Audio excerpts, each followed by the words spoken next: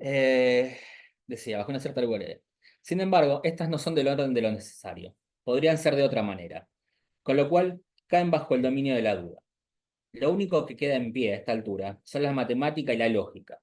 Y es aquí donde Descartes extrema la apuesta con la hipótesis del genio maligno. Descartes dirá que el genio maligno es el supuesto de la existencia de un ser tan poderoso que será capaz de que, sin yo darme cuenta de ello, me equivoque sistemáticamente.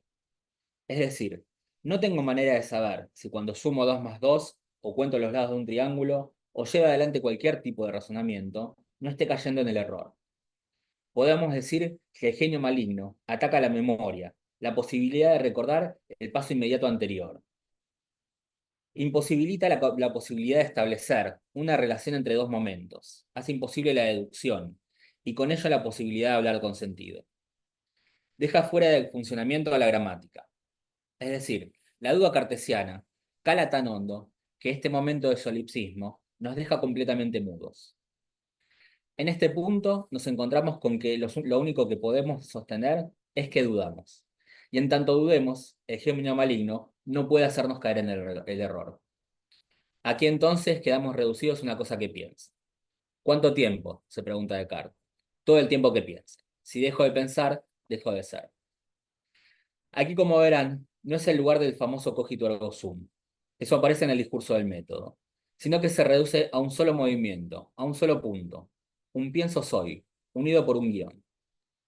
A partir de aquí es cuando aparece el recurso a Dios.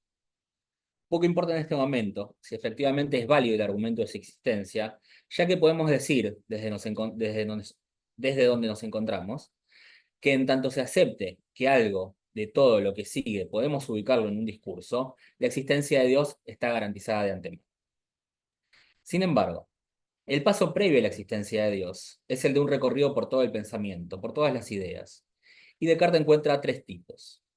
Las ficticias, que son aquellas de las cuales encuentro que soy autor, las necesarias, como las de la matemática, incluso la de Dios, a la cual es tan perfecta que no le puede faltar la existencia, y las adventicias. Estas últimas son aquellas que me hablan acerca de los objetos que habría ahí afuera, de cómo son estos, de cómo es el mundo. Si bien Descartes se sustrae a emitir juicios alguno acerca de estas ideas, si es que son verdaderas o falsas, dice respecto al cuerpo que no se encuentra como capitán de un navío, sino que se encuentra como mezclado con él, indisolublemente atado a este cuerpo, que por algún extraño motivo digo que es el mío. Una palabra más antes de hacer el salto a Husserl. Descartes sostiene que habría dos sustancias, la res cogitans, la sustancia pensante, y la res extensa, la sustancia extensa, perdón, y la sustancia pensante. De alguna manera, Descartes plantea que la extensión sería la manera en que el intelecto comprende los cuerpos. Y el argumento por el cual el cuerpo regresa luego de haberlo perdido muestra algo que en esta dicotomía no termina de cuajar. El argumento respecto a por qué vuelvo a tener un cuerpo a partir de ser una cosa que piensa, pasa por algo que, si fuésemos solo una cosa que piensa, no debería estar allí. Y ese argumento es el recurso de la imaginación. Descartes se encuentra que el imaginar no es propio del intelecto, sino que si imagino es porque tengo un cuerpo. Nada hay en la imaginación que no haya pasado previamente por los sentidos, podríamos decir parafraseando a Hume. Bien, hasta aquí Descartes. Pasemos a Husserl. Husserl tiene una serie de conferencias que dictó en la Sorbona que se editaron bajo el nombre de Meditaciones Cartesianas. Husserl lo que se plantea es retomar el guante allí donde Descartes lo deja. Si bien el recorrido es distinto, Husserl se ajusta a la premisa cartesiana vía la epogé, es decir, la suspensión de todo juicio, de poner entre paréntesis a la realidad y a todo conocimiento.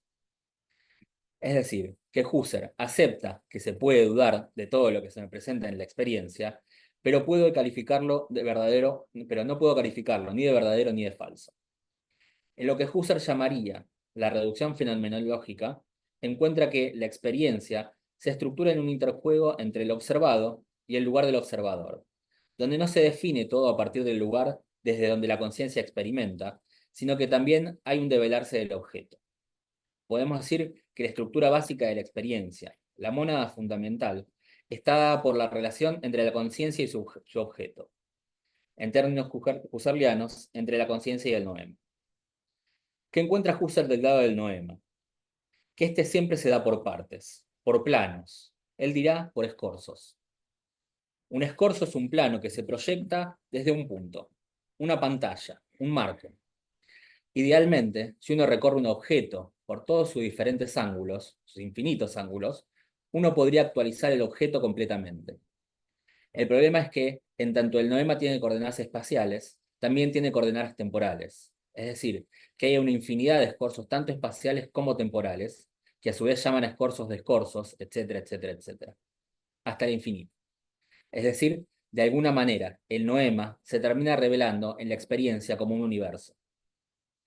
Pero Husserl sabe que si efectivamente todos estos sentidos que se le pueden dar al objeto son infinitos, no hay manera de introducir una causalidad. Entonces hace algo similar a Descartes. Donde Descartes plantea el límite es en el paso del solipsismo a la existencia de Dios. Husserl plantea que hay algo de fondo, de donde todos estos sentidos, estos recortes, estos escorzos, surgen. Poéticamente lo llama el horizonte de todos los horizontes. Ahora bien, del otro lado, Husserl encuentra que en esta dupla entre conciencia y objeto, la conciencia siempre se encuentra direccionada, dirigida hacia el objeto, sea el que fuere, incluso cuando se toma a sí mismo. ¿Qué problema conlleva esto para Husserl?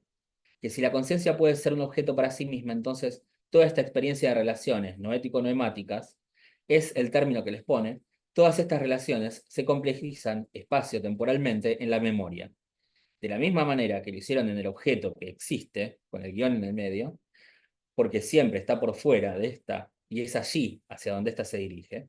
Es decir, idealmente, yo podría recrear toda mi vida desde su origen hasta el momento en que me encuentro aquí hablando ante ustedes. El problema es que para que esto funcione, no puede haber un primer momento en el cual no esté funcionando. No hay un punto cero del sentido, quiero decir, de la relación entre estos dos elementos, la conciencia y el objeto. Si eso se frena para siempre, con lo cual nunca tampoco se le puede poner en marcha. Entonces, del lado de la conciencia, Husserl encuentra que está la conciencia trascendental, que no es conciencia de nada, sino que es el punto estructural necesario para que la conciencia dentro de la mónada pueda funcionar desde el vamos. Bien. Si hasta aquí nos entendemos, entonces cabe preguntar, ¿y el cuerpo? Porque hasta aquí es todo el orden del discurso en Husserl. Bien. Una vez férreamente armada la mónada de la experiencia, sin embargo, hay dos cosas que son un problema para Husserl. Por un lado, ¿cómo es que este cuerpo es mío? Quiero decir, si la experiencia del mundo se basa en esta manera de darse por escorzos, y vimos que lo mismo ocurre con la memoria, también uno puede plantearse ese desplazamiento temporal hacia el pasado, puede darse hacia el futuro, uno puede imaginar las cosas que van a pasar, de la misma forma en que recordaría toda su vida. Uno puede imaginar el resto de su vida hasta que muere, en ella, e incluso más allá también. Y este desplazamiento temporal también entonces puede darse espacialmente. Yo puedo pensar en la experiencia que estaría teniendo quien se sienta atrás de todo y qué cosas podría estar viendo o oyendo de las que aquí pasan. Seguramente nos vea de frente, junto con las nucas de otras personas, junto con los ladrillos a los que no presta atención, junto a los retumbe de los parlantes, etc. Y justo se fue volando un mosquito que le picó el brazo y le obliga a esa persona a rascárselo. Eso, eso mismo es el cuerpo propio para Husserl. Eso que interrumpe cualquier cadena de pensamiento con un inmediato aquí y ahora. ¿Por qué este cuerpo es mío? Husserl dirá algo así, como que si me agarro un dedo con la puerta, eso que no puedo decir y que está antes del dolor, antes de cualquier experiencia sensible, pero sin lo cual no hay experiencia alguna, eso es el cuerpo.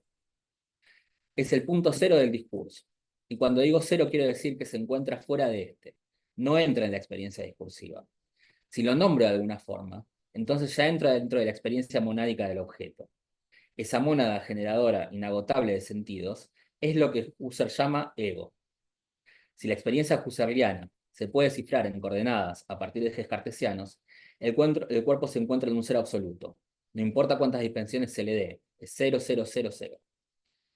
Que de hecho es un punto, el cual es un agujero en la realidad. Y aquí, cerrando el recorrido, vamos a decir algo acerca de Merleau-Ponty en relación a su obra póstuma, Lo visible y lo invisible. El cuerpo, para Merleau-Ponty, lleva algo de carácter husserliano en todo esto. En tanto que el cuerpo es una orientación absoluta, es aquello que no solo es siempre un aquí y ahora constante, sino que lo define. Es a partir del cuerpo que puede indicar de alguna forma un aquí y ahora y a partir del cual podré escribir el resto de la temporalidad.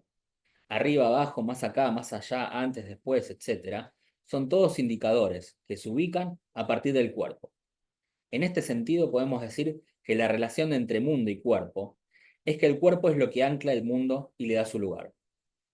Ahora bien, la carne, podríamos decir, la carne viva, es lo que ancla, que borra esa distinción, es lo que borra esa distinción cuerpo-mundo. La carne es el lugar de la sensación, es donde se siente el mundo y a su vez es donde se siente el cuerpo.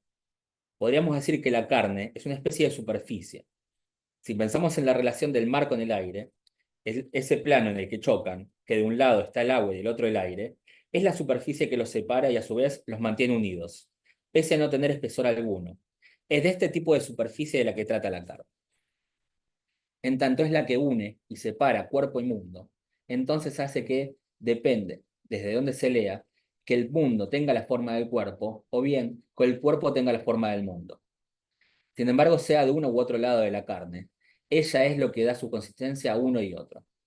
El aquí y ahora, entonces, es a partir del cuerpo, pero no sin un mundo, y cualquier coordenada espacio-temporal es del mundo, pero no sin este origen que es el cuerpo. Ahora bien, esa superficie solo podemos encontrarla a partir de su experiencia, es decir, que solo tiene lugar la carne en tanto ésta se experimenta. Volviendo sobre lo que planteé entonces, quisiera dejarlos con lo siguiente. Para Descartes, el cuerpo resulta un objeto que no entra en la experiencia del mundo, más que como una certeza de la cual no puedo dudar. Para Husserl, el cuerpo es condición de posibilidad de que haya experiencia del mundo, pero sin embargo no puede ubicarlo en esta en tanto siempre resulta discursivo.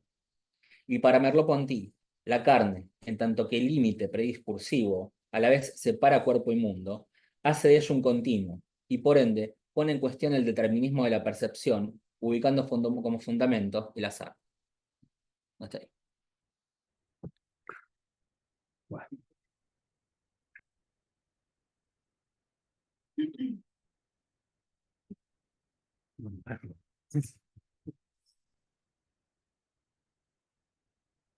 bueno, la idea es, a partir de lo que vimos y lo que escuchamos, conversar. Eh, Guido ha trabajado muchísimo este punto, nos ha enseñado algo de Descartes, algo de Husserl, digo algo de que yo pude ir comprendiendo. Nos parecía que recrear ese momento era eh, fructífero para avanzar en lo que trae Miller en esta conferencia. Así que bueno, conversemos. Estamos al pie del muro, igual que 20 años atrás. Voy a decir algo. A mí esta conferencia me impactó muchísimo porque Miller dice que por fin se dio cuenta. Y ese por fin me di cuenta, cuestiona todo lo que yo había estudiado hasta ese momento. Inclusive lo que me parecía lo último de lo último, que decir que el cuerpo es imaginario y que el cuerpo es la consistencia, ¿no? El cuerpo es la consistencia, lo real existe y lo simbólico lo que hacemos. A mí me parecía lo máximo de lo máximo. Y sin embargo, aquí dice Miller que da un paso más, lo cual es muy sorprendente. Me parece que es muy importante, por lo menos cuando hace una lectura, una retrospectiva en relación a todo lo que nos dijo Guido, entiende por qué habla de la pornografía y de la carne, del barroco, no de la carne, del barroco. Y me parece que son dos caminos que se complementan en una frase que Carlos sabe de memoria, que es que la no relación sexual. Idea de la Sí, completa la no relación sexual. y se ve claramente que en esta conferencia Miller ubica la no relación sexual, ¿sí? Y que la época frente a la no relación sexual, lo que, para usar como pantalla, hace un uso del fantasma a través de la pantalla, que es a su vez un fantasma, ¿no? Me parece, o sea, para cubrir la no relación sexual. Pero parece ser que toma el barroco, me parece a mí, porque el barroco es la demostración de los cuerpos que gozan y que no tienen que ver con la sexualidad, porque el goce de Santa Teresa, ¿no? No, el de la etapa de Upín, de Agún. Santa Teresa. El goce de Santa Teresa, cuando uno lo ve, no hay coito. Es un ángel, una flecha y nada más, y es el goce del puro cuerpo, ¿no? Me parece que esta es una dificultad que tengo yo y que no sé si la compartirán ustedes conmigo, es que hay que empezar a construir una idea del psicoanálisis diferente a la que teníamos, ¿no? Porque es una idea del psicoanálisis que tiene que ver, como recién nos explicaba Guido, aquello que no pertenece ni a la res cogital ni a la res extensa, ¿no? Hace un rato, un trabajo fantástico de Daniela sobre sutileza, a mí me hizo pensar, y que se puede pensar también, que el cogito nos lleva a la no relación sexual. Y el cogito es el pensamiento y el sujeto.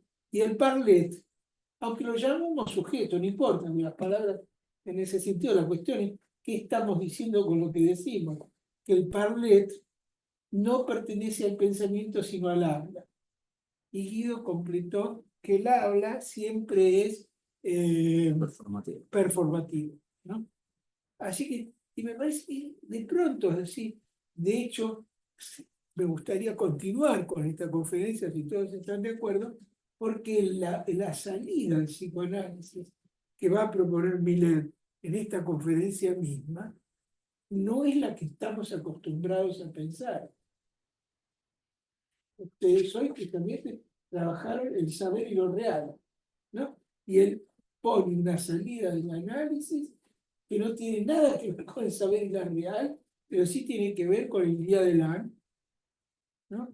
Que me parece es un neologismo de Lacan para mostrar ese punto donde la carne viva no es mortificada por el significante, sino es vivificada por la lengua.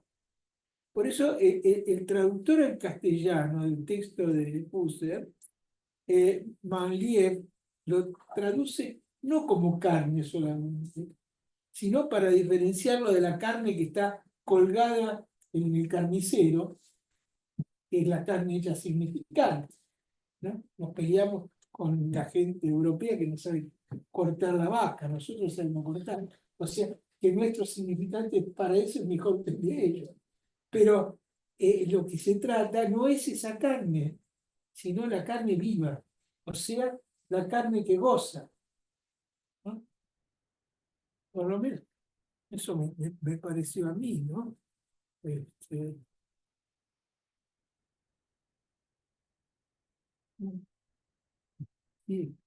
Sí, dale, es una conversación, así que avanti. Bueno, también en encuentros anteriores, cuando se lanzó esta propuesta de las noches abiertas, habíamos comentado el intercambio epistolar entre esta princesa de Elizabeth y Descartes. y Descartes, ¿no? Donde la mina un poco le entra al dualismo, situando las contaminaciones, digamos, ¿no? Y los malabares de Descartes para, Sí, claro. intentar responder eso. Pero me parecía que esta senda por donde avanzaste hoy no va tanto en dirección de la contaminación entre sustancias, sino de aislar algo que es distinto, ¿no? Una tercera Directamente, sustancia. ¿no? La tercera sustancia. Y en ese punto a mí lo que me llamó la atención del recorrido es que los tres filósofos se encuentran con el escollo de situar el mí del cuerpo. O sea, pueden hablar del cuerpo, ahora al momento de ubicar esa dimensión de pertenencia o de atribución del cuerpo, tan complicada, tan ambigua, ahí la cosa parece que empieza a patinar, ¿no? En el mí del cuerpo. Y pensaba que hacia el final, o no tan final, pero digamos que Lacan introduce este sintagma de tener el cuerpo, ¿no? Y es un tener, donde está en juego ese mí, pero es un tener que no proviene del espejo, ¿no? Ahora, dicho esto, yo tomo un poco en clave equívoca lo que decía Lito, la salida del psicoanálisis, ¿no? Es salir del psicoanálisis en el sentido de abandonarlo, o sea, la salida del psicoanálisis hay muchas resonancias en juego. Perdona si dije salida, en ningún aspecto yo quise salir del psicoanálisis. A lo máximo que podría decir, siguiendo a Lacan, es hacer un contra-psicoanálisis, que supone el psicoanálisis. Ahora, ¿qué cambió? ¿No? ¿Qué cambió para que aparezca de pronto el día del año? O sea, el síntoma, porque hoy decía ¿no? que el 23 cambia el síntoma por síntoma, decía Daniela. Entonces, ¿qué cambió? Y él dice al principio que el inconsciente cambia y que no es una cuestión de deseo, sino de hecho. O sea, que es algo que se constata en la experiencia, ¿no? Le podría decir muchas cosas más, pero perdón si dije salida. No, No, siempre, como en ese punto siempre pienso como Lacan, no hay mejor salida que la entrada, como dicen en esta salida.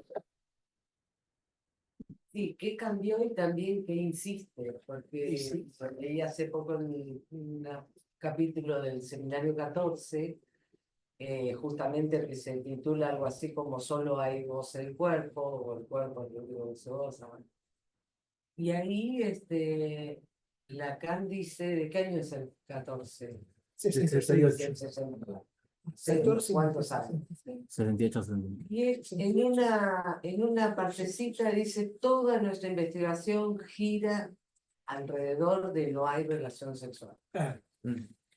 Entonces me parece que cuando Miller comienza la conferencia diciendo, aquí estamos, al pie del muro, bajo el mismo, porque él vuelve a traer el tema de no hay relación sexual. Y en ese mismo seminario, Lacan dice que parte del problema estaría, o podemos situar el problema en el mí, que traías vos, cuando el hombre dice, tú eres mi mujer, hablando de la no posibilidad de relaciones sexuales. El problema es el mí. ¿Quién goza? ¿De qué lado está ubicado el goce? Yo digo, me quedé más con lo que insiste y que esas nubes oscuras que decía ahí, y que hay que perforar ese muro, que con lo que cambia. No logro pescar qué sería lo que cambia. No puedo decir, me sorprende, ahora no estamos, digamos, esperaba. Estamos en el siglo XXI, en lo simbólico del siglo XXI, lo real, venía lo imaginario, bueno, el cuerpo no. Ahora, ¿qué es lo que te parece, Lito, que cambió tanto? A mí me parece, siguiendo a Daniela, lo que cambió tanto es que salimos del mundo del significante, del algoritmo, yo diría, ahí seguiría a Lacan, pero Lacan hegeliano, ¿no? Sí, claro. Para mostrar que el significante no puede hacer otra cosa que mortificar la carne. y que esa es la diferencia entre Ilya de Lang, que tiene que ver con con el lenguaje de una sola palabra, por un lado, y con este cuerpo prediscursivo, y que Lacan llama acontecimiento. Y eso me parece que cambia totalmente, ¿no? La clínica, La clínica es una clínica. eso es lo que cambia. Sí, claro. La clínica me gusta más la palabra experiencia, porque me suena al Dios Pan, o sea, lo universal, ¿no? Y, hay un punto en el seminario que se tradujo como alumno solo, ¿no? En serie 1, de 2011, cuando cuando Miller hace la diferenciación entre el idealismo alemán, que termina en este fracaso para él, que Schelling se pregunta a fin de cuentas qué es lo real en nuestras representaciones, y recurre a Schopenhauer. ¿Por qué a Schopenhauer? Porque Schopenhauer considera que hay un mundo de las representaciones, pero hay un mundo de la voluntad. En Schopenhauer parece que se confunde el goce y el deseo ahí, ¿no? Para nosotros no tiene esa confusión. Pero me parece que de ahí Miller arranca, digamos, si uno quería reconstruir el pensamiento de Miller en esa separación entre estos dos mundos, que es el idealismo alemán, Nietzsche, Heidegger y Schopenhauer, ¿no? Esa separación que se arma dentro del pensamiento filosófico que nos lleva a este punto. Bajo, para mí, esta pregunta, ¿no? Hasta ahora, todos los discursos, inclusive podemos tomar el discurso médico, lo que quieren es algo que tiene que ver con la cronología, que estemos vivos. ¿Para qué no se sabe? Solamente el análisis puede preguntarse qué hacemos con la vida de todos los días, ¿no? La vida que se nos presenta aquí, hoy y ahora, ¿no? No sé, me parece que ahí hay un punto central, que la época misma nos pone en ese camino, ¿no? Bueno, y ahí también tal vez el auge de digamos, porque hay un texto de Laurent que pone al psicoanálisis en la línea de lo que fueron las sabidurías antiguas, ¿no? Porque las sabidurías, a diferencia de la filosofía, se proponían qué hacer con el goce, un tratamiento del goce, los estoicos. Y ahora mismo hay como un auge de las sabidurías orientales, entre comillas, no lo serían, no son comparables las antiguas, pero en ese punto del lado occidental, vamos a decir, el único que propone una experiencia al estilo de la sabiduría es el psicoanálisis. Sí. Sí, yo estoy de acuerdo con usted. Cuando Diógenes le dice a Carlomagno, creo, pídeme lo que quieras, y Diógenes le dice, correte que me tapas el sol, ¿no? Ahí se ve, ¿no? Ese lugar del goce que es anterior a cualquiera de los bienes de este mundo, ¿no? Sí. En ese sentido quería retomar lo que decía Cecilia respecto de qué cambia. Me parece que en Upir hay un cambio fundamental de la cambio. Cuando dice lean el Parménides y sitúa ahí Ilya de Lam, parece que ahí sitúa algo también novedoso y que escapa al discurso, ¿no? Ahí me parece que hay una idea de Lacan que va a ser muy fructífera para sus posteriores desarrollos, que empieza a decir, ahí hay un goce, ¿no? Y por eso, en la contratapa de Upir, él le estaba dictando el Serie 1 cuando establece Upir y escribe la contratapa. Dice, el día de Lan es el goce que hay, que complementa el goce que falta. Hay del uno, no hay del otro. Parece que Lacan, a partir de Upir, empieza a situar ese campo del goce que existe, que hay, ¿no? Y bueno, el seminario 20 le da todo su vuelo con la fórmula de sexuación, por ejemplo, ¿no? Y esto ya tiene desde el 70, ¿no? 50 y pico de años, ¿no? Y la época me parece que lo muestra cada vez más, esto que trae Miller con el porno, ¿no? Es la mostración de la inexistencia de la relación sexual, es la pantalla que vela todo el tiempo eso. Por eso el subtítulo que se me ocurrió a mí fue Lacan, un hombre del barroco, para mostrar esa contraposición.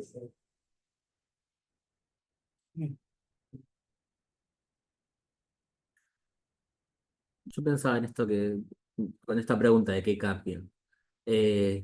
Dos cosas, tomando esto que decías vos, de que los tres filósofos parecen tener un problema con el mí, parecería que a nivel del cuerpo entonces, el problema está en que no habría un sujeto que pueda saber algo en todo caso. Y corrijo un segundo la cita. No es que cambie el inconsciente, sino que Miller dice cambia el psicoanálisis directamente. Sí, es cierto. Es un hecho, dice, cambia el psicoanálisis. Y me parece que en ese sentido va esto de... Lo que pasó otra vez y dijo que También dice el inconsciente en otros lugares, sí, pero acá dice cambia el psicoanálisis. Y me parece que en ese sentido de qué cambia, que ahí va el lugar del contrapsicoanálisis. Que el psicoanálisis nunca puede ser psicoanálisis sin un contrapsicoanálisis. Si no, es caer en la profesionalización y en la distancia donde la jerga psicoanalítica se convierte en un lenguaje sabido y donde todo concepto tiene su lugar. Me parece que con esta noción de cuerpo real, Miller lo que hace es reordenar todos los lugares de los conceptos. Con decir simplemente hablar, digamos, pestes, por así decirlo, el nombre del padre,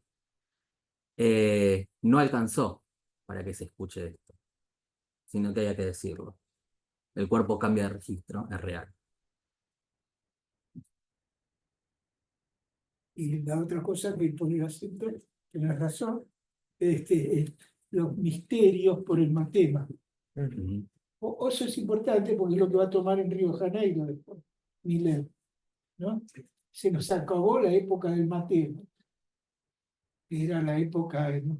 El idilio que el psicoanálisis podía estar todavía con un discurso cartesiano y la ciencia, para entrar en otro momento que es el momento de los misterios.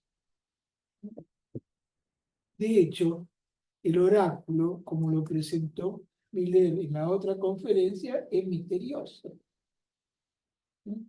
No se puede descifrar el oráculo. Es indescifrable. Se puede leer y decir, pero no descifrar. No se puede atravesar, ¿no? Y esto sí, como vamos, me gustaría, no sé si se puede, pero si se puede continuar con esta conferencia. Me parece muy interesante porque hace las primeras reformulaciones muy fuertes a lo que sería un psicoanálisis de la época, del siglo XXI. El mismo dice, ¿no? Hablamos del siglo XXI, hablamos del XXI. No, me quedé con el reordenar, porque reordena que va para atrás en Lacan, ¿no? Él trae los misterios del cuerpo del siglo XX, ¿sí? Y lo último que Lacan, o lo yo leí del cuerpo, que es de los tres maneras del 23. Entonces hace un reordenamiento cambiando los tiempos, ¿no? Eso siempre me resultó, ahí quedé yo trabada, digamos, en mi estudio sobre esto, porque él vuelve para atrás, ¿no? Sí, Y tenés razón. toma la realidad del cuerpo volviendo hacia atrás, hacia en Lacan, quiero decir, ¿no? Sí, sí. Y ahí reordena y reformula, volviendo para atrás. Y eso, al menos para mí, es curioso. Sí. Sí. Sí, sí. Yo ahí, no sé, soy un poco quizá exagerado, pero me parece que el que vuelve para atrás no es Lacan, sino Miller. No, mirá, por eso digo que por eso no Sí, reordena esto y sí. reformula, porque Miller vuelve para atrás. Como que postula lo Sí. que llamamos la ultimísima atrás de lo que después llama la ultimísima. ¿Sí? Él pone la ultimísima a partir del capítulo 9, 10 del seminario 23, también es en el ultimísimo. En el último. Bien, y la definición que toma del cuerpo para hablar del cuerpo, el misterio del cuerpo hablante, es el seminario 20. ¿No? Entonces es una reformulación, reordena, digo, ¿no? Se me ocurrió a partir de esto. A mí me parece que ese reordenamiento lo hace Miller a partir de un concepto nuevo que él crea, que es la iteración. La iteración a mí me la explicó un paciente, que es un tipo que se dedica a la computación. Y se vio cuando usted está viendo y se dice, se me colgó. Bueno, cuando se le colgó está iterando. ¿Sí? Porque todo programa necesita un contraprograma para que deje de iterar. Entonces, Por eso es la iteración. Reordena y reformula. Claro. Entonces, la iteración, ¿qué es? Es una repetición sin falta.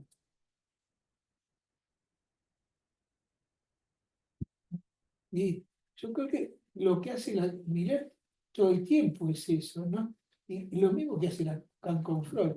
Va a buscar en Lacan aquello de donde él está reformulando su forma de pensar el psicoanálisis. Freud lo hace, Lacan lo hace con Freud. Todo el tiempo. ¿No? ¿Me parece? Pero es excelente también. Está del 2017, ¿no? Son 6 años después del Serial 1. No, este es 2014, 3 años. 3 años. Sí. Claro, 2000, después el mío, claro, son Sí. 2016. Hay algo también que está al inicio, que es la caída de la interpretación, ¿no? A partir de Pan ha muerto y los enigmas han caído, la interpretación que pensamos como la interpretación clásica del psicoanálisis no tiene alcance, ¿no? Entonces ahí también Miller va a avanzar en la reformulación de la interpretación para la época actual, ¿no? Si lo real es los misterios del cuerpo hablante, exige otro modo de interpretar, ¿no? Lo deja ahí, pero lo retoma más adelante y en otras conferencias también. Sí, claro. El oráculo que anuncia la muerte de todos los oráculos. Ujú.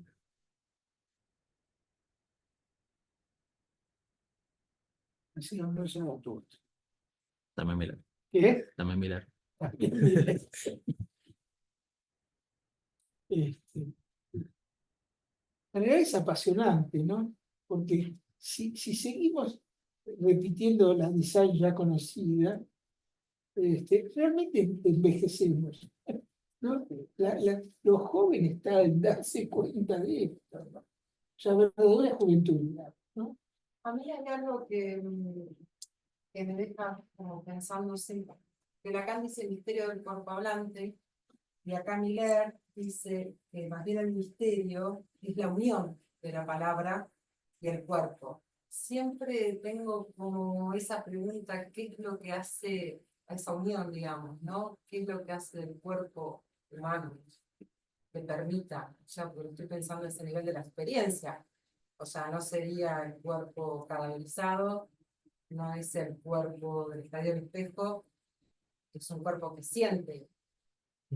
En la unión es donde tengo el misterio. No sé, pero digo, me parece que ahí hay una cuestión importante. ¿Podría ser el lugar del acontecimiento ese? Eso. Ah, Yo estoy convencido de que sí. ¿Cuál es la definición que da Lacan del síntoma que vos traías?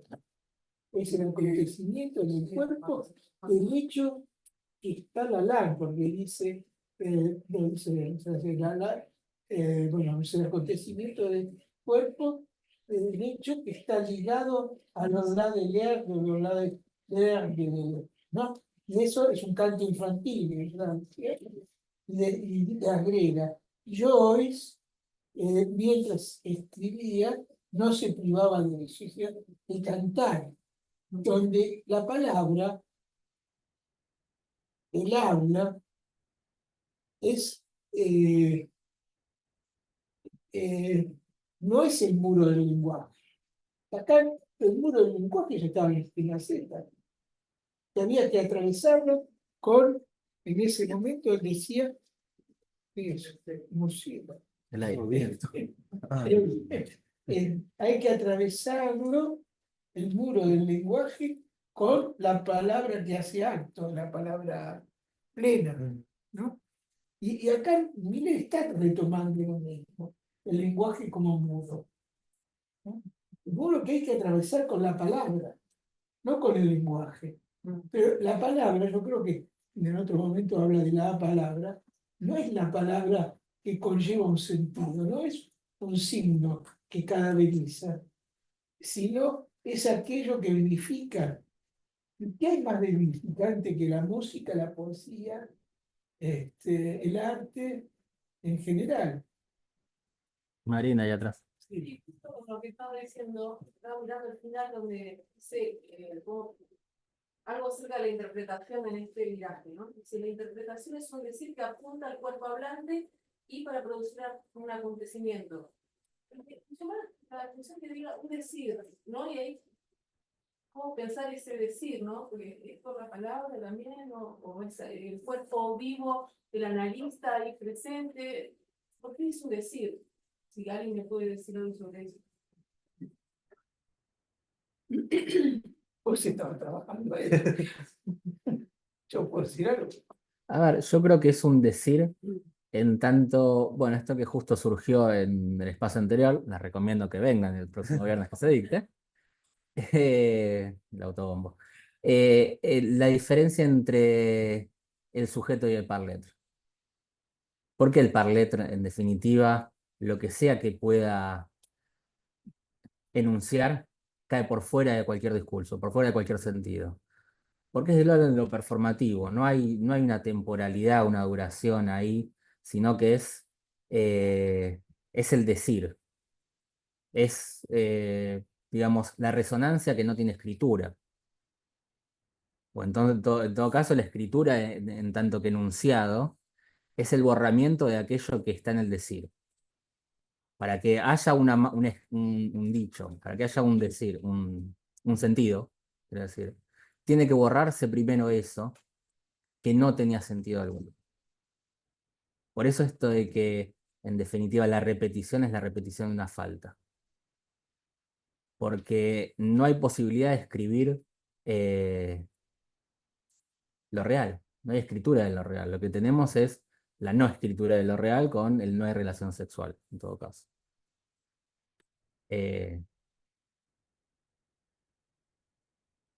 Quizás se enreda un poco más, pero yo me entiendo con lo que digo.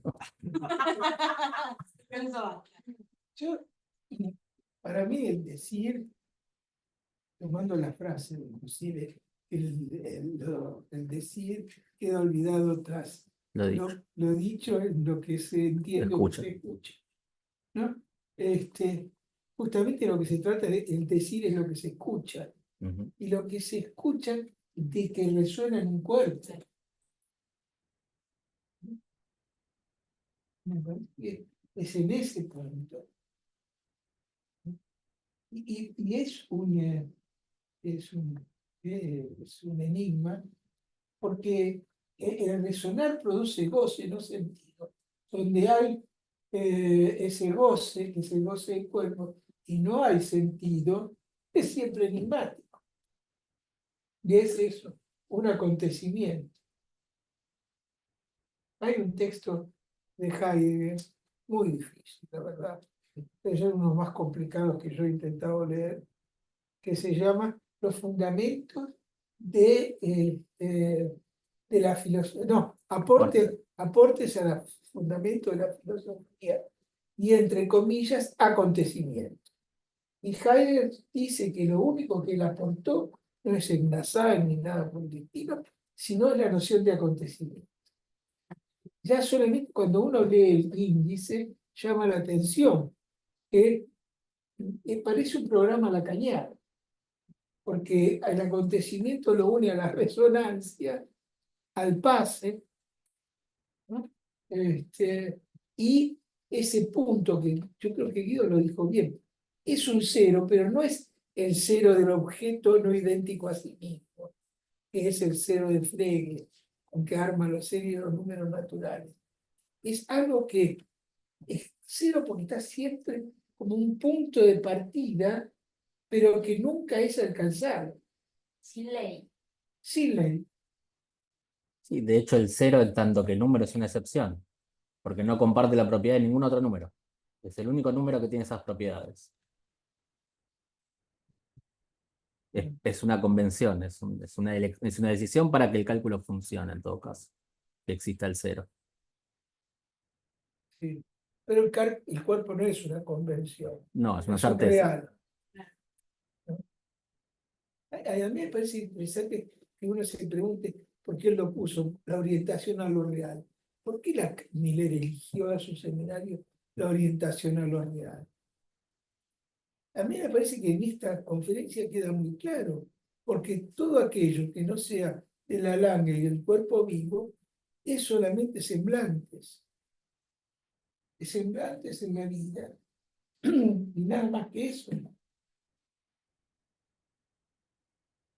O sea, ustedes que yo los miro acá son semblantes, y ustedes que me miran a mí son un semblante, soy un semblante también. Las sillas, todo es semblante. Y eso es Husserl. Cuando vos traías el tema del escorzo y de cómo cualquier objeto es objeto de una conciencia y que se construye a través de escorzos infinitos que nunca vamos a terminar de construir. Pero todo eso no puede ser sin una carne viva. A mí siempre me quedó un enigma, a lo mejor me ayuda. Porque cuando comienza el capítulo, creo que es el quinto, son 5, no toma las 6 meditaciones, sino 5 meditaciones de Husserl, si no me equivoco. Él comienza diciendo que quiere eh, defenderse, no lo dice así, del solipsismo. Y entonces, para salir del solipsismo, es obvio, tengo que encontrar primero algo propio. Es al revés de como nosotros pensamos antes, que pensamos primero está el otro. Aquí, creo que Husserl necesita la carne como aquello que es mío, como vos decías. Por eso no somos animales, porque los animales son un cuerpo y nosotros lo tenemos, ¿no? Pero, ¿cómo sale el solipsismo? Con el Eh, argumento de la carne. es que la carne no lo saca del solipsismo. La carne lo que lo saca en todo caso es de, digamos, un panóptico, por así decirlo. Porque lo que encuentra es que si la experiencia del mundana es discursiva, digamos, puede ser descrita en palabras, por más infinita que ésta sea, yo puedo describir la experiencia de cualquiera de los presentes en palabras. Así como un escritor escribe una novela de ficción y escribe las experiencias de sus personajes. De hecho, Husserl da lugar a ese tipo de escritura moderna. El problema es, bueno, está bien, ¿y cómo sé dónde estoy en toda esta en todo este enjambre de conciencias? Y lo que encuentro en definitiva que lo propio es algo que la conciencia no puede decir. Algo que, sí, que solamente puede ser, que solamente es sensible, exactamente. Y existe. Pensaba en el arte, el que sea, que enseñante sigue siendo, dijo Lacan, el arte, para poder pensar en esta dimensión del cuerpo, Ujú. Sí, porque sea del que se trate es lo que te hace sentir, y eso determina arte, claro. desde la literatura, un baile, la música. Alguien que sabe mucho de cine dice, por ejemplo, que eh, una película, en todo caso, si es buena, es porque te hizo incomodar, que te puso incómodo. Lo que Creo se que es siente en el cuerpo, es algo que se siente. exactamente. Y no solo eso, sino que precisamente lo que pone en juego es lo discursivo, es la ética. Me parece que es una explicación acertada del arte. Pues está bueno tener tu escrito porque seguirte en tanto. Pero me hablaste del dolor, ¿no? Sí. ¿Qué punto toca eso con esto? Punto porque digo, Ana traía la cuestión del arte y algo. Y a mí el dolor hace un tiempo que me es una pregunta. ¿Qué te Alguien estuvo leyendo Wittgenstein, me parece. Bueno, sí, también. Bueno, no sé cómo más formularla, digo, simplemente cómo poder pensar eso, porque entiendo que no se trata de ir sintiendo dolor por la vida, pero digo, cómo el dolor físico, no sé cómo, Es que difícil me parece explicar una sensación más propia que el dolor, algo más ajeno a los demás, que incluso resulta frente a los otros indignante. Digo, se compadece, no me dicen algo, no te quejes o lo que fuera, cualquier respuesta del otro no dice nada acerca de mi dolor, no logra entender mi dolor. Mismo cuando uno se haya agarrado el dedo con la puerta 20 millones de veces, todos hemos pasado por algo así. Sin embargo, a mí me duele distinto que a cualquier otro, o por lo menos no tengo certeza de que sea así. No es algo que me garantiza que no es compartido. y tanto es así que los médicos tienen una escala que va de 1 a 10, dígame cuánto le duele, porque no hay modo de medir ese dolor. No, aparte ahora hay especialistas, hay especialistas en dolor. 20. Se llaman dentistas. Dice el ¿no? dolor. Es muy difícil distinguir el cuerpo de las sensaciones, ¿no? El cuerpo que se percibe a partir de los sentidos, el cuerpo de la sinestesia, ¿no? Ese cuerpo de las sensaciones, del cómo se siente en tanto acontecimiento que es el cuerpo que quiere introducir Lacan. Porque si Yo no, creo- como que volvemos al punto de partida, ¿no? Es que en ese sentido, Tomar el cuerpo con el cuerpo físico. en ese sentido me parece que es crucial, si bien lo hace muy a pie de página, me parece, pero que es crucial que introduce ahí a Merleau-Ponty. En tanto que es simplemente esta superficie, esto ubicuo, porque en realidad es lo que da lugar al cuerpo. Digamos, ¿cuál es la definición que nos da Lacan del cuerpo? Hay cuerpo en tanto goza. Si no hay goce, no hay cuerpo. Eh, y esta superficie apta para la inscripción es lo que le da su lugar. Es decir, eso que parecería darle, que a la vez da una continuidad y separa cuerpo y mundo. Porque lo que hace es, en tanto que aparece ese cuerpo vivo, lo que hace es, el resto que deja es la cadaverización del cuerpo sensible, del cuerpo que experimenta, porque ya es el orden del discurso. Lo mismo que el mundo, lo mata. A ver, nada más asesino que la crítica de arte, me parece, en ese sentido. Mientras que el arte vivifica, ponerlo en palabras lo mata. A veces es más interesante la crítica que la obra de arte. A ver, ¿qué es más interesante? Seguramente escuchar a Los Ángeles de los Chimentos que leer a Descartes seguramente es mucho más divertido. Pero no es a eso a lo que apunta el cuerpo. Tengo una experiencia. Antes de leer a Lacan y avanzar en estas experiencias de goce y demás, yo fui al Museo del Prado y entré en la sala y vi el cuadro de las Meninas. Y me quedé sentado ahí un largo rato hasta los tipos que cuidan daban vueltas alrededor mío, pues tenían miedo que le haga algo, y no sabía por qué. Pero es la primera vez que a través de ese cuadro tuve la sensación de que algo pasaba en mi cuerpo en tanto visto, ¿no? No percibido, sino visto, por lo que traía de Merleau-Ponty. Me parece que cuando entré a pensar, como lo piensa Lacan, o el otro es Foucault, solo veo bien las palabras de Lacan. Ahí se me fue eso, ¿no? Ahí vi las entradas modelos. En ese sentido, la crítica del arte Y la otra cosa es que Bueno, pero porque es el sentido. sí, es entendido. Cuando Lacan, ustedes saben que esta conferencia fue una conferencia que se dio con una disputa muy fuerte con el ignorante. Sí, sí, muy fuerte. Tal es así que se decían que casi llegan a la trompada. Se van a dar cuenta por qué, por algo que dice Miller ahí. Y uno de los debates que quedaron abiertos ahí es el alcance del hombre. ¿No? Donde para el ignorante el hombre es el hombre masculino. Y para Miller no. Inclusive lo dice así en el reverso del PIB. Long él lo acerca a la definición que da Lacan en la conferencia sobre Joyce, está en los otros escritos, cuando Lacan dice Long es phonétique, ¿no? Y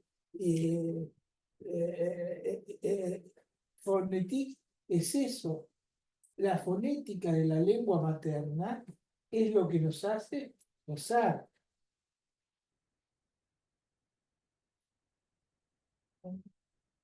Y ahí es la singularidad como los escuchamos. Cuando uno de mis nietos se tiró por un tobogán, le tenía miedo y pudo hacerlo, el pudí papá, no pude, sino el pudí papá, mostraba ese lugar, ¿no? De el goce fonético, porque no es un fonema de la lengua materna, pero que transgride al otro, ¿no? Porque el otro no se dice pudir, se dice pudre, ¿no? Yo creo que ahí está el Pablo, ahí el acontecimiento del cuerpo. En la alegría que tenía yo y el video, no lo vi, pero tenía el video cuando empezó a decir pudir, la alegría que tenía para expresar algo que sintió en su cuerpito y que dijo pudir.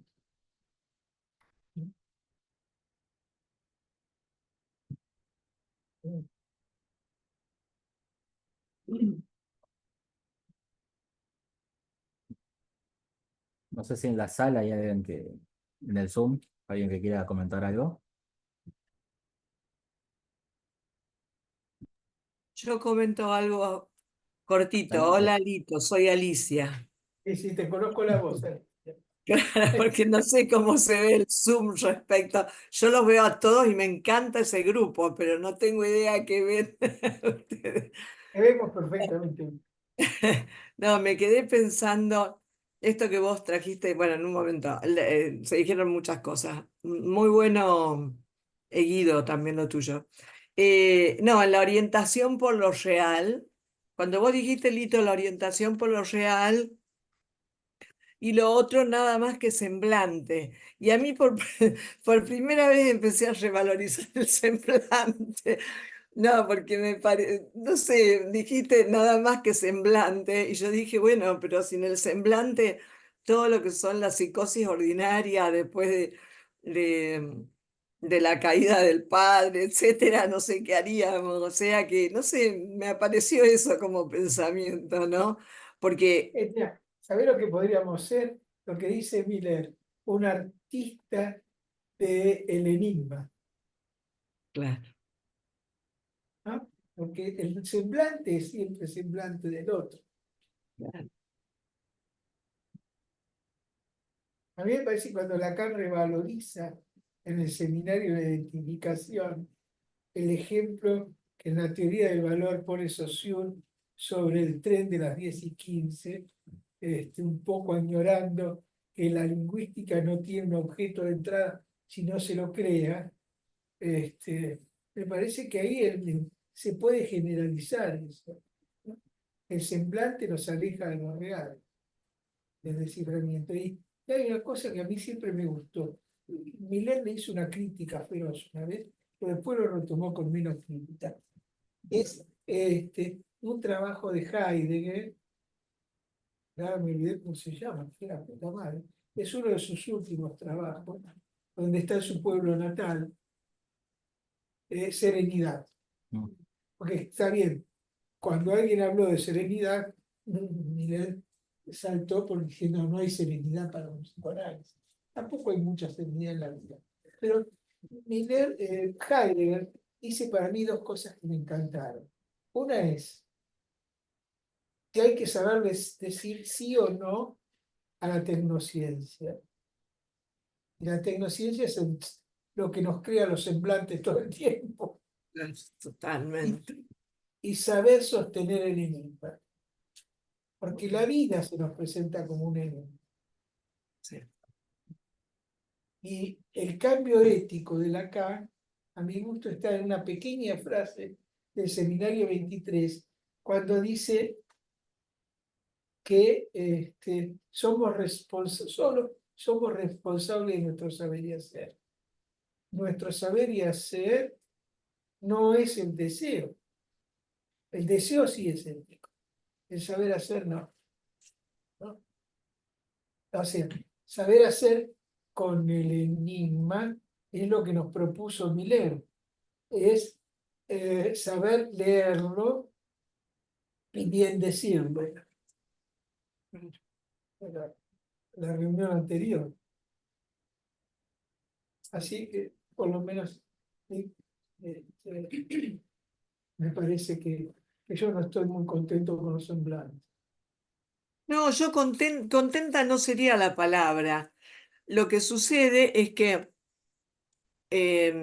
yo me inclino absolutamente por la orientación a lo real, pero en esto como de no dejar de lado lo otro, porque lo otro va a tener sentido, por ejemplo, como te decía, en la psicosis ordinaria, sin un buen semblante, no sé cómo se sostiene, ¿no es cierto? O sea, lo pensé desde ese lugar nada más.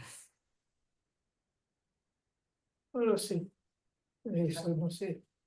Pero por lo menos yo lo que encontré hasta ahora, en mi experiencia, es que justamente la psicosis, sin que sea ni ordinaria ni extraordinaria, hay algo que el analista puede hacer, es sostener el lugar donde ese long, esa singularidad que está ahí, puede encontrar algo de ese saber hacer.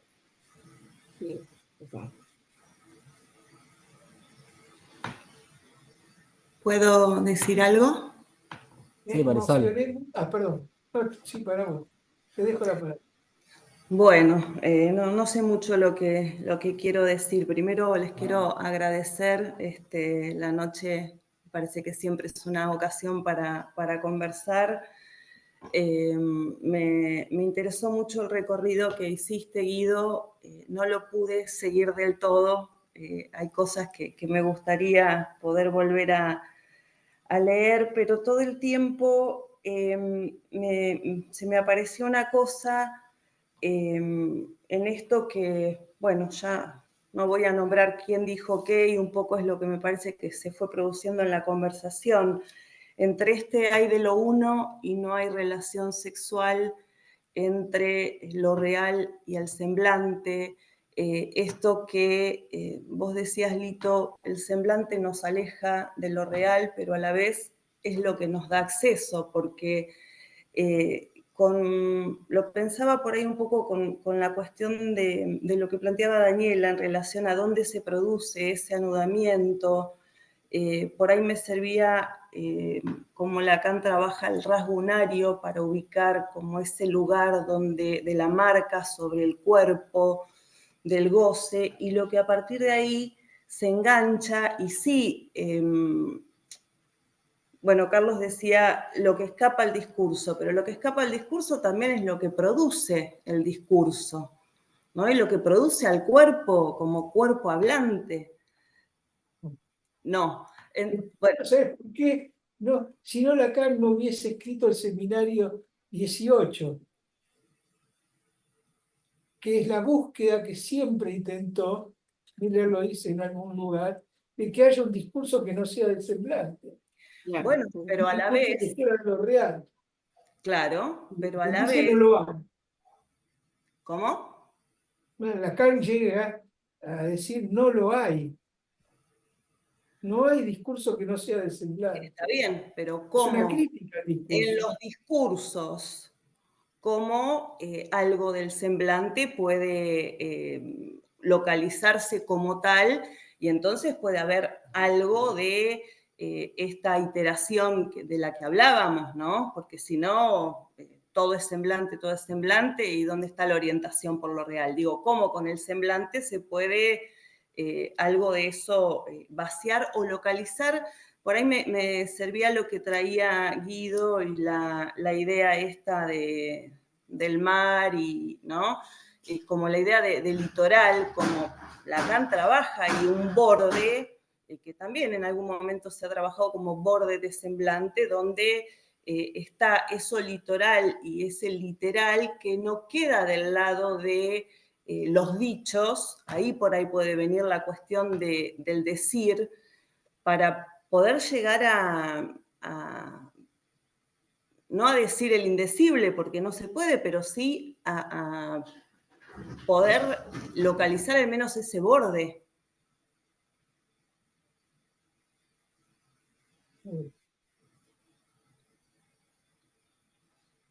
A mí me parece que no deberíamos saltearnos la conferencia con mandatura.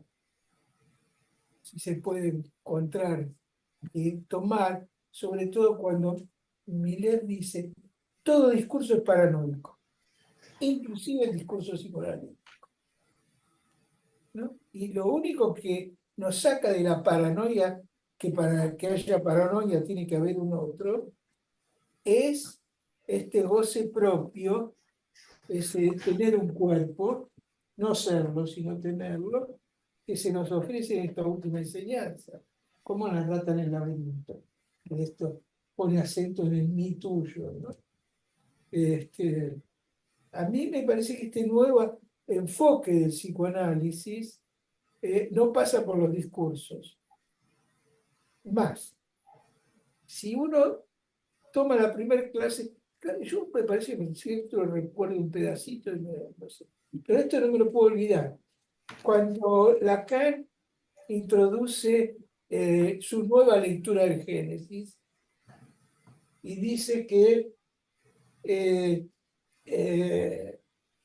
no sé, largo sería tomarlo, pero Lacan dice, le dice, bufándose, ¿no? De Adán, le dice que nombre a todos los objetos que él nombró. Era bufándose porque dice, no puede nombrar a todos los objetos porque tiene ojos, no tiene microscopio, entonces no puede nombrar a la bacteria en el momento mismo de la creación. Pero después que hace esta nominación, dice Lacan que Eva, para hablar con la serpiente, utiliza justamente aquello que nominó, que nombró, no nominó, nombró Adán. Hace una serie de juegos significantes muy lindos para terminar diciendo que habría, por eso habla de una coma, bueno, no, habría discurso que si no fuese el semblante, sí se terminaría con la castración. Cesaría de la castración. Está bien, todo discurso es del semblante, pero no todo es semblante y no todo es discurso. Para mí todo es discurso y todo es semblante, exceptuando el goce del cuerpo. Y más, si uno lee el comentario de Recalcati, que está en el seminario 20, sobre el lenguaje, se da cuenta que el lenguaje se constituye siempre como semblante, y ese es el muro del lenguaje, partiendo siempre de una falta. En cambio, eso hace que el lenguaje haga que lo real desista, no existe. El lenguaje no puede pensar la existencia. Claro. Es lo que existe. Bueno, eso es lo que señalo. Lo que Lacan trabaja como existencia donde eso que no es discursivo, me estoy quedando sin batería. ¿Se me escucha? Sí. Ese hay de lo uno es del orden de la existencia y funda y sostiene el ser. Eso es lo que tendríamos que debatir, porque ya en el seminario de las fantasmas, Lacan lo debate, porque hay dos nociones de ser. Una es el ser metafísico, que es el ser del semblante. Y alguien dijo, ¿no?, que la sabiduría era anterior a la metafísica, ¿no? Y que el ser, como lo piensa Heidegger, por ejemplo, o Lacan mismo ahí en el seminario del fantasma, es anterior al ser de la metafísica, o sea, a cualquier semblante. Un semblante tiene que tener un predicado, un argumento, un sentido y una significación. En cambio, el ser, me puedo referir, si vos querés, poder leer el texto que a mí me gustó mucho, el texto de identificación y diferencia de Heidegger, que es precursor del seminario de la identificación de Lacan, donde justamente ubica genialmente el olvido del ser. Y lo que hace el olvido del ser es el pensamiento separado de ese mutualismo que hay entre el ser y el pensar. Bueno, juntamos un terreno arduamente filosófico. Viernes 10 de la noche. Digamos una noche más. Lo que pasa es que ustedes, cuando tengan mi edad y hayan pasado todo esto, o sea, son 50 años con el psicoanálisis, del año 70 ahora, ¿cuánto? 54. ¿Sí? 54 años con el psicoanálisis, para decir, mirá la boludez que decía Matuseli. Perdón, esta relación entre el ser y el pensar es lo que trabaja en el 14, Claro, en la lógica del fantasma. claro. Y sí, Pero un ser y un pensar que es fuera del discurso, que es prediscursivo. prediscursivo. Ahí lo llama así, prediscursivo. Bueno. Bueno.